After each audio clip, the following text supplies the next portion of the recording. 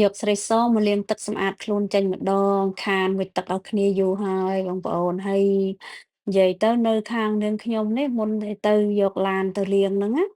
ទាល់តែយើងបុកឃីនឬក៏យើងកក់គេមុនអីឬក៏យើងខលទូរស័ព្ទទៅណាត់មួយគេចឹងណាបានបានលាងឡានបានព្រោះអីនិយាយទៅនេះក៏ជាទម្លាប់របស់នាងខ្ញុំដែរព្រោះអីនាងខ្ញុំធ្វើអីខ្ញុំចូលចិត្តកក់គេមុនចឹងអត់ចូលចិត្តទេថានឹកឃើញចង់ទៅភ្លាមជួនកាលទៅយើងគិតថាយើងវាមានពេលវេលាមែនប៉ុន្តែសំខាន់គឺអ្វីដែលយើងទៅគឺយើងមិនជឿជាក់ថាបានធ្វើអត់ឬក៏បានលាងអត់ចឹងណាមិនថាធ្វើសក់ធ្វើកញ្ចក់ធ្វើអីក៏ដោយចូលចិត្ត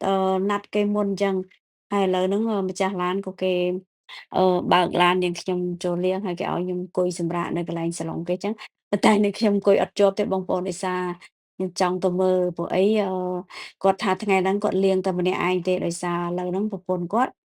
ក៏ទៅធ្វើការអញ្ចឹងទៅគាត់លាងម្នាក់ឯងហើយមុននឹងទៅហ្នឹងនាងខ្ញុំណាត់មួយគាត់មួយថ្ងៃមុនហើយខ្ញុំសួរថាអឺ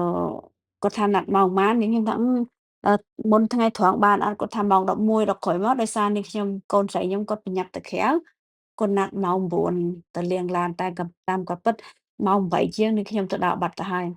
ហើយគាត់លាងតែម្នាក់ឯងឯងព្រោះអីកន្លែងហ្នឹងខ្ញុំអាសាណាត់មួយគាត់លាងនៅកន្លែងហ្នឹង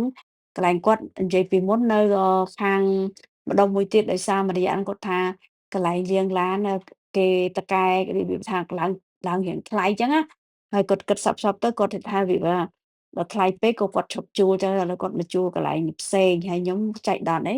ខ្ញុំធ្វើអីមួយខ្ញុំចូលចិត្តយកទូរស័ព្ទម្ចាស់ហាងហ្នឹងទុកក្នុងទូរស័ព្ទលេខទូរស័ព្ទ យកលេខទូរស័ព្ទម្ចាស់ហាងទុកព្រោះថ្ងៃក្រោយយើងមានបញ្ហាអីខលចឹងទៅស្រួលណាចៃដន្យនឹកឃើញចង់លាងឡានអូយតែឥឡូវក៏ខលទៅណាត់គាត់លាងហើយកន្លែងគាត់លាងស្អាតហើយលាងហ្នឹងរយៈពេលអឺ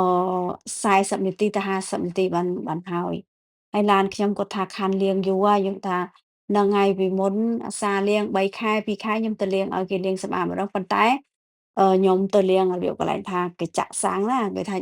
បាញ់ទឹកសម្អាតឲ្យបានយ៉ាងដល់ក្នុងហើយឬក៏យើង clean ខាងក្នុងឲ្យបានស្អាតទេដោយសារជួនកាលទៅឡានខ្ញុំមិនសូវបើកទៅណាខ្ញុំទុកនៅក្រោមដីចឹងទៅគិតថាបើយើងមិនដែលបើកទៅណាផងលាងធ្វើអីចឹងណា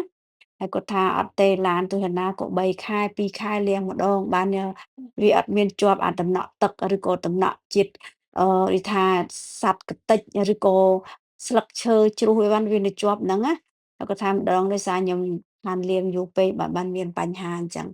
ហើយកន្លែងគាត់លាងស្រួលអត់អីទេយើងថតយើងអីហ្នឹងគាត់អត់មានថាប្រកាន់ថាកុំថតជាប់គាត់ជាប់អីបើកន្លែងខ្លះយើងអត់ហ៊ានព្រោះយើងអត់ស្គាល់បើកន្លែងហ្នឹងយើងរៀងស្និទ្ធទេយើងថតតែគាត់ថាថតបណ្ដាគេដូចថាអឺមិនចាំគាត់ខ្លាំងទេខ្លាចគាត់អៀនអញ្ចឹងណា